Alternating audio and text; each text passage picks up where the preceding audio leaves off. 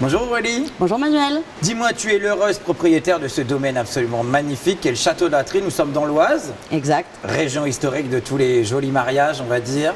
en effet. Alors dis-moi, au château aujourd'hui, on est dans l'orangerie aujourd'hui, comment ça se passe un mariage au Château de l'Atrie?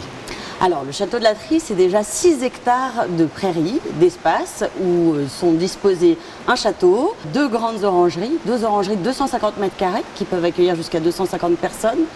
On a également un cloître qui permet d'organiser les cérémonies avec une solution plan B lorsqu'il fait pas beau. Lorsqu'on a de la pluie, comme aujourd'hui malheureusement. Exact. Mais nos métiers, on sait très bien, et encore plus chez toi, il y a déjà les solutions pluie qui sont prévues. Ça, c'est vraiment génial. Exactement, on a tout prévu.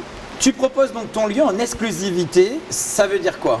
L'exclusivité, ça veut dire qu'on refuse d'être une usine à mariage. Donc on privilégie un seul mariage sur le domaine. C'est un avantage pour nos clients de pouvoir être seul à travers le domaine.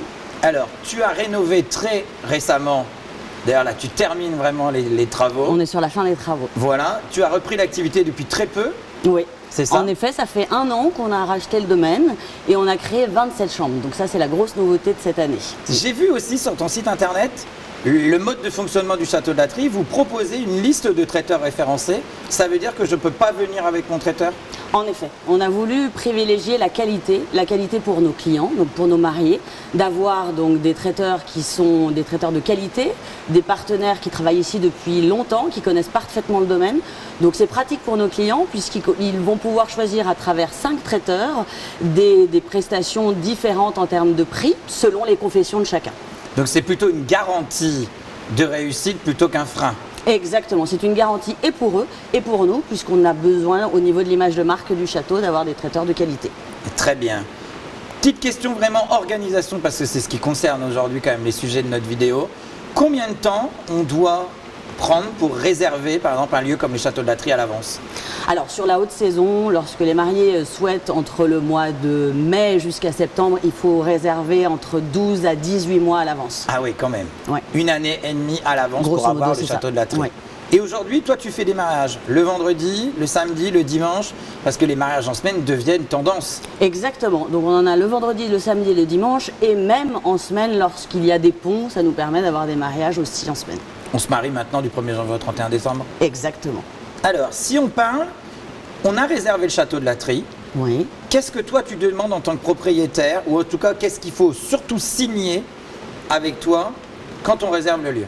Alors, pour pouvoir avoir le lieu, je vais d'abord établir une estimative budgétaire pour donner un ordre d'idée de prix. On reçoit toujours un devis Exactement. à l'avance. Dans ce devis, tu vas préciser? Dans ce devis, il va y avoir donc le tarif de l'ensemble des espaces, s'il y a besoin d'hébergement, et les prestations complémentaires, s'il y a besoin ou non de mobilier supplémentaire par rapport à ce qu'on fournit déjà. Dans un deuxième temps, ils vont recevoir un contrat de location, contrat qu'il faudra signer s'ils souhaitent réserver sur le domaine. Et dans un troisième temps, on leur demandera, une fois que le contrat est signé, de nous adresser un chèque de caution et une attestation d'assurance. Petit focus sur l'attestation d'assurance. Dans le contrat d'assurance d'habitation, on a ce qu'on appelle une petite pastille événement de vie. Et très souvent, événement de vie correspond au mariage, donc on n'a pas besoin de payer une surassurance. Ça, c'est important de le dire. Exactement. Et petit focus sur le contrat de location, on l'a évoqué tout à l'heure, mais il faut bien préciser les horaires de location. On est d'accord. On prend un lieu à telle heure et on le rend à telle heure. À telle heure. En fait, dans le contrat de location, on va indiquer tout ce qui est mis à disposition, donc l'ensemble des murs, l'ensemble du mobilier qui est inclus. On va inclure les horaires et éventuellement le personnel qui est fourni, le personnel agent de sécurité ou bien encore le personnel d'entretien de nettoyage. Enfin Aurélie, dernière question. Si tu devais me dire le moyen le plus efficace aujourd'hui pour trouver un lieu comme le tien par exemple, c'est quoi? Est-ce qu'il y a un moyen au final?